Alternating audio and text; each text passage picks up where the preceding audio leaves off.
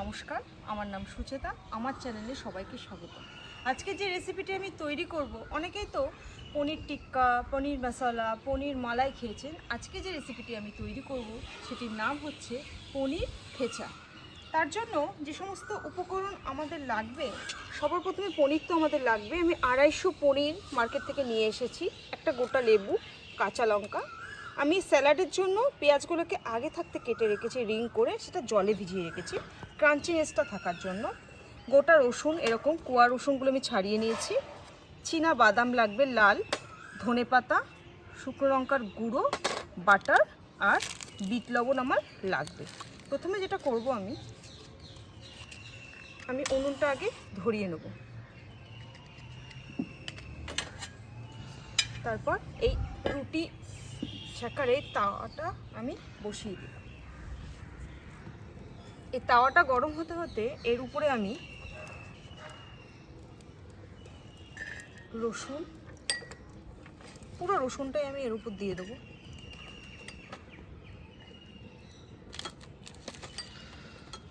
তারপর এই কাঁচা লঙ্কাগুলোকে আমি গোটা দেবো না, একটু একটু করে ফেড়ে আমি এর মধ্যে দিয়ে দিলাম, কারণ গোটা ফেটে যেতে পারে।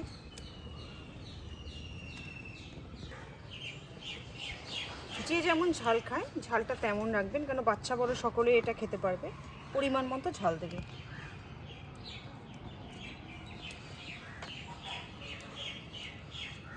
এবং আমি যেহেতু উনুনে করছি, আঁচটা একটু মিডিয়ামে রাখতে হবে, হালকা আঁচ।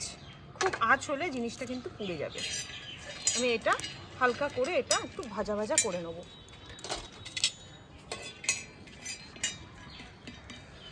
সবার শেষে কিন্তু আমি ধনেপাতাটাও কিন্তু একটুখানি রোস্ট করে নেব। এক পিঠ হোক, আর এক পিঠ আমি উল্টিয়ে দেবো 2 মিনিট বাদে। এটা দেখুন আমার কেমন ভাজা ভাজা হয়ে গেছে সবটা। এরপর আমি যে ধনেপাতাটা রেখেছিলাম, ধনেপাতাটাও কিন্তু এর উপর আমি একটু দিয়ে দিলাম। সাইডে আমি রেখে দিলাম। এটা যেমন হচ্ছে হোক, আমি একটু পরে 1 মিনিট 2 মিনিট পর আমি এটাকে নামিয়ে নেবো। হালকা আঁচ, কিন্তু আমি উনুনে রান্না করছি, এটা কিন্তু খুবই হালকা আঁচ দিয়েছি। আমি গ্যাসে রান্না করলেও লো ফ্লেমে কিন্তু এটাকে দেবো। 1 মিনিট পর এটাকে আমি নামিয়ে নিচ্ছি। আমার হয়ে গেছে, দেখুন ধনেপাতাটা কেমন মিলিয়ে পড়েছে। এবারে এটাকে আমি নামিয়ে নেবো একটা পাত্রে।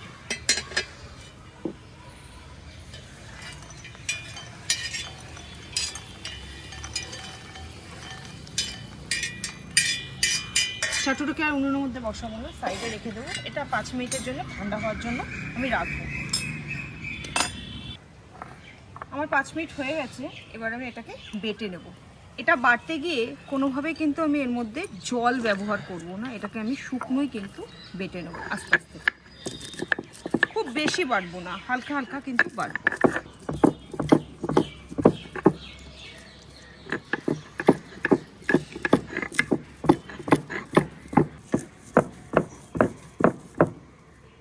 সব একসঙ্গে বাটা যাবে না, আমি অল্প অল্প করে কি ভাবটা এর মধ্যে রাখবো।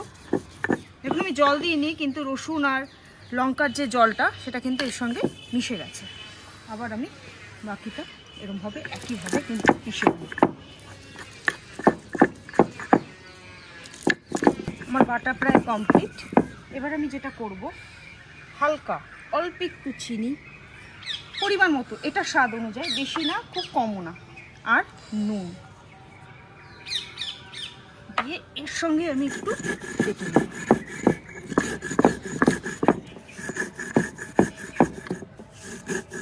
এবার আমার এটা হয়ে গেছে, এটা আমি এবার নামিয়ে নেব। আমি কিন্তু একটু জল দিইনি, এটা কিন্তু শুকনো শুকনো। সম্পূর্ণটা আমি হাত দিয়ে তুলে নিলাম। আপনারা কিন্তু হাত দিয়ে তোলার চেষ্টা করবেন না, কাঁচুনি কিনতে পাওয়া যায় বা বাড়িতেই তৈরি করে, সেগুলো ব্যবহার করবেন।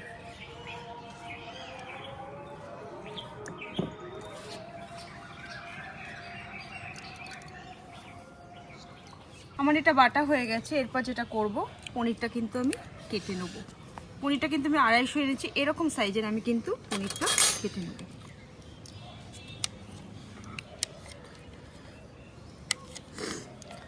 এরকম সাইজের পনির, যেমন টিক্কা হয় টিক্কার সাইজেরই আমি কেটে নিলাম।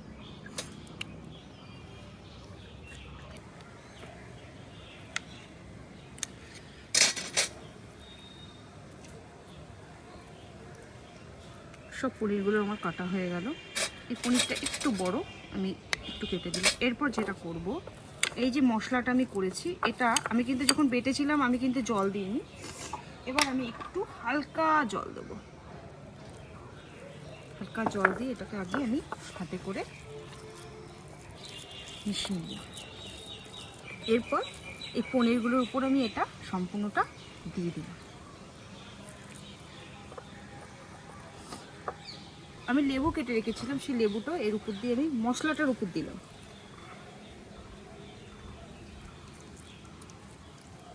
গোটা লেবুটা দিলাম না, আমি মশলাটার উপর এই লেবুটা, অর্ধেক লেবুটা দিলাম। দিয়ে আমি হাত দিয়ে মাখিয়ে নিলাম। দিয়ে পুরোটা আমি পনিরের গায়ে মাখিয়ে নেবো। সব পনিরের গায়ে যেন এই মশলাটা মাখা হয় সমানভাবে। পনিরের কোনো স্বাদ হয় না, পনিরকে আমরা বিভিন্ন মশলা দিয়ে স্বাদ তৈরি করি।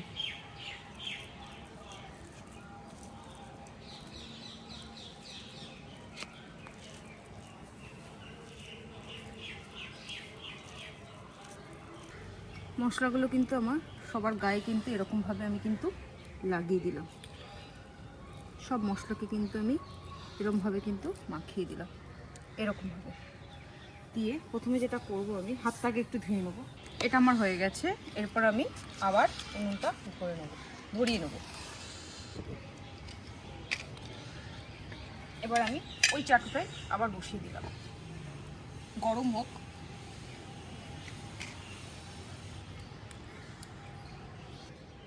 তাওয়াটা আমার গরম হয়ে গেছে। এর মধ্যে আমি মার্কেট থেকে এরকম ছোট ছোট বাটার কিনি। এই ছোট ছোট বাটার কিনলে খুব সুবিধা। ছোট একটা বাটার আমি এর মধ্যে দিয়ে দিলাম।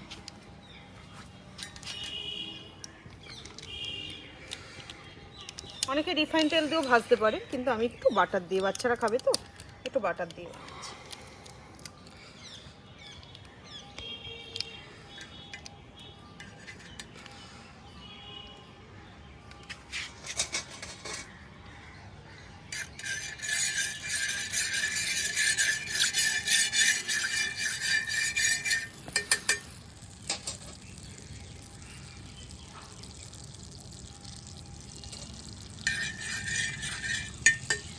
বাটারটা আমার গলে গেছে। এবার আমি এগুলো একটা একটা করে দিয়ে দেবো।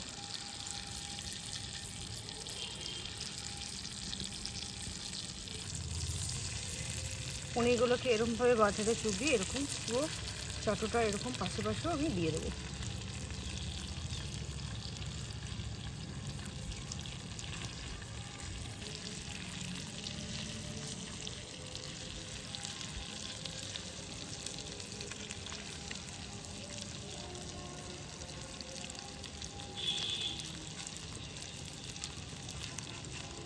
এক পিঠ একটু হালকা লাল লাল হবে, তবে আমি অন্য পিঠটা উল্টাবো। 1 মিনিটের জন্য আমি এই পেছন দিকটা ভাজা হবে, তারপর আবার ওই দিকটা উল্টিয়ে দেবো 1 মিনিটের জন্য।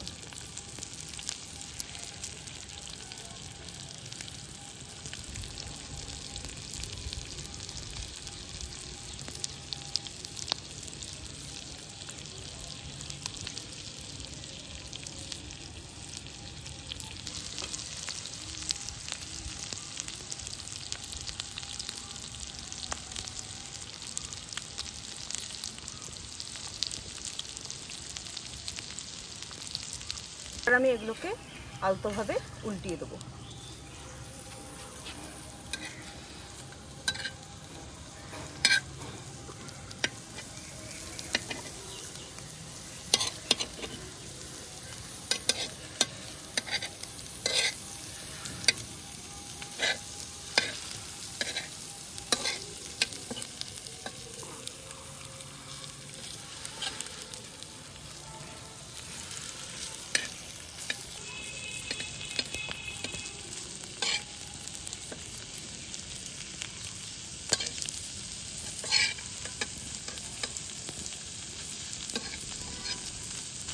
এই পিঠটাকেও আমি 1 মিনিটের জন্য কিন্তু রাখবো। খুব তাড়াতাড়ি এটা হয়ে যায় রান্নাটা। আবার 1 মিনিটের জন্য এই পিঠটা আমি রাখবো। আমার এপিটটাও হয়ে গেছে, দেখুন একটু পোড়া পোড়া, একটু এর মধ্যে কিন্তু লাল ভাবটা খুব কম, কারণ আমি এর মধ্যে কোনো কাশ্মীরি লঙ্কা বা শুকনো লঙ্কা দিইনি। আপনারা যদি চান দিতে পারেন। কিন্তু এরপর আমি যেটা করব, আমি আগে লেবু দিয়েছিলাম, এরপর ওপর থেকে আমি কিছুটা লেবু দিয়ে নিলাম, দিয়ে এটা আমি এবার নামিয়ে নেবো। এটা আমার রেডি।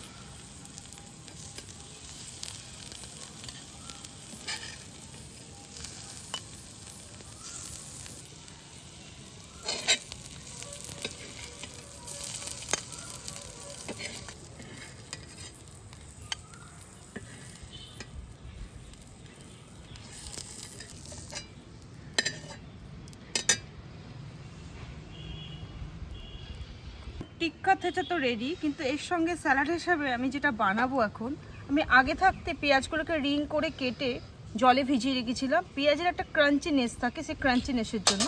এরপর আমি পুরো পেঁয়াজটাকে আমি ঢেলে দিলাম। যে পেঁয়াজগুলো রিং থেকে ছাড়ানো হয়নি সেগুলো আমি হাত দিয়ে ভালো করে আবার একটু ছাড়িয়ে নিলাম। খুব সুন্দর লাগে এগুলো, চিকেন টিক্কার সঙ্গে ভালো লাগে, মাটন টিক্কার সঙ্গে ভালো লাগে, বা ভেজ যে কোনো আইটেমের সঙ্গে ভালো লাগে। যেটা আমি করব, প্রথমে ব্ল্যাক পেপার, বা আমরা ব্ল্যাক পেপার না, ব্ল্যাক সল্ট দিলাম আমি পরিমাণ মতো। ব্ল্যাক পেপারও দিতে পারি, কিন্তু আমি দিলাম না, ঝালটা বেশি হয়ে যাবে বলে। আর লাল লঙ্কার গুঁড়ো সম্পূর্ণটাই আমি দিয়ে দিলাম। আর কিছুটা লেবু আমি এর মধ্যে দিয়ে দিলাম।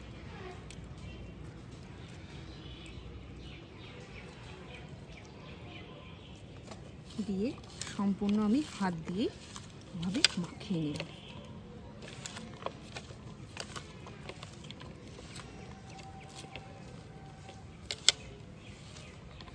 তো আমার তৈরি হয়ে গেল লাচ্ছা পেঁয়াজ। খুব সহজ, কিন্তু ক্রাঞ্চিনেসটা আসার জন্য কিন্তু আগে থাকতে আমাকে একটু ভিজিয়ে রাখতে হবে। এরপর আমি একটু প্লেটিংটা করে নেব। আজকের রেসিপি আমার তৈরি করা হয়ে গেল। আজকের রেসিপিটির নাম অবশ্যই আপনাদের প্রথমে বলেছি, আবার বলে দিচ্ছি, পনির থেচা উইথ লাচ্ছা পেঁয়াজ। ভালো লাগলে অবশ্যই সাবস্ক্রাইব করবেন, লাইক করতে ভুলবেন না।